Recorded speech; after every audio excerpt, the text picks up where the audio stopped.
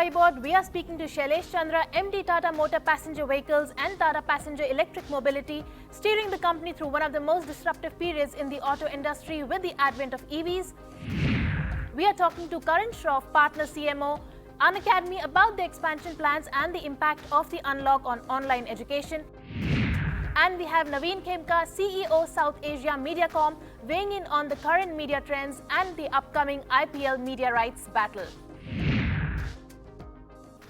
Hello and welcome to Storyboard. I'm Ankita Saxena. Shailesh Chandra, MD Tata Motor Passenger Vehicles and Tata Passenger Electric Mobility, is steering the company through one of the most disruptive periods in the auto industry with the advent of electric mobility. In a conversation with Storyboard 18's Delshad Irani, Chandra talks about Tata Motors' star brand Nexon, its evolution as a cool SUV maker, and how the company is building its EV brand portfolio.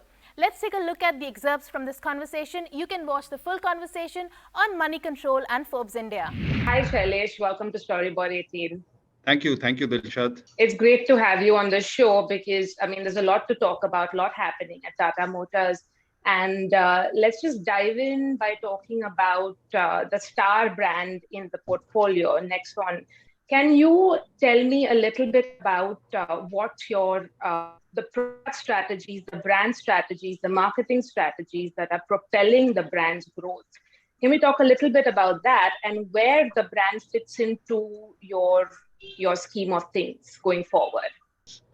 But we are seeing certain segments where the growth is more, and you'll see, therefore, our SUV portfolio is much stronger than the other segments. And this is a trend which we have been seeing over a period of time.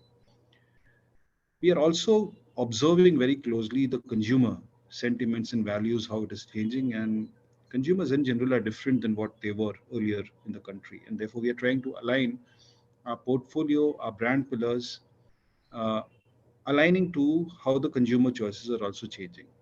Right? And what is the change in the consumer values?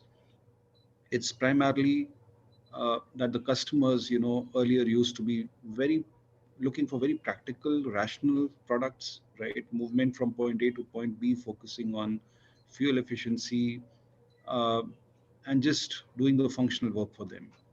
Today, a car is an object which is seen as an object of self-expression, right? You have consumers which are more younger, right? You have 60% plus consumers who are less than 35 years old. And there's a higher consciousness around, safety as well as environment, doing good for the environment. The Tata brand name, of course, carries a lot of significance and weight. So when it comes to your individual brands, are consumers buying a Tata vehicle or are they buying a Nexon, a Harrier? What's your take on that? And how is that sort of proposition and position changing? It's both, Dilshad. I would say that they buy a Tata car for its local, manufacturer pride. They buy it for the trust that they have with the brand, right? That we are trustworthy brand. But at the same time, they go very specific on the nameplates also, the individual brands, as you said, right? And each brand, each product is a different character on its own. You talked about Safari, for example, the first lifestyle SUV which was brought in the country. And many people who have been lived in those times, they have this, inner aspiration of always owning a Safari, right? So you have those kind of brands which people connect to. Then you have a product like a Nexon, right? Which even a lot of women consumers love it a lot because of its safety, right? And a better commanding height and those kind of aspects. What are the biggest challenges to marketing an electric future to Indians, and how do you sort of plan to overcome these hurdles? One good thing is that the Indian consumers adopt things very fast, right? One, they are very convinced about electric vehicles. They're very excited about it. So if you ask 10 people, 7 or 8 of them would say that I'm really thinking of an electric vehicle, but I'm curious to know about electric cars. And what holds them from buying an electric car today? One, see, you have about 120, 140 options available in the conventional world of ICE, right? you have only a handful of options in the electric vehicle. So choices are less, right? And when I say choices are less, it is less in terms of body styles. It is less in terms of, pricing, affordable levels, affordability levels. So this is one part, choices and the affordability levels.